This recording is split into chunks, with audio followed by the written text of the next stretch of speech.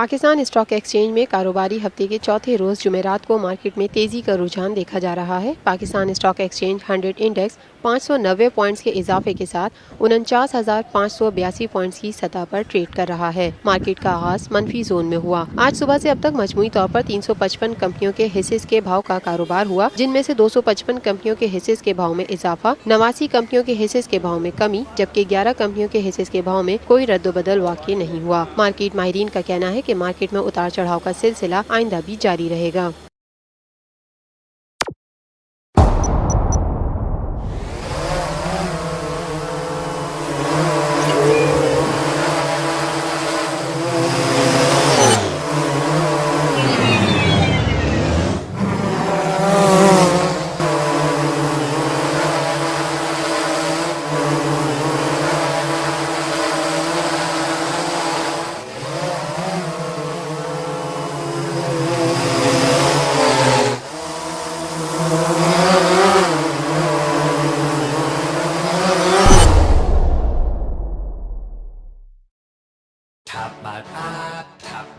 Live PSL matches देखिए HD में tapmat.com पर और डाउनलोड द ऐप।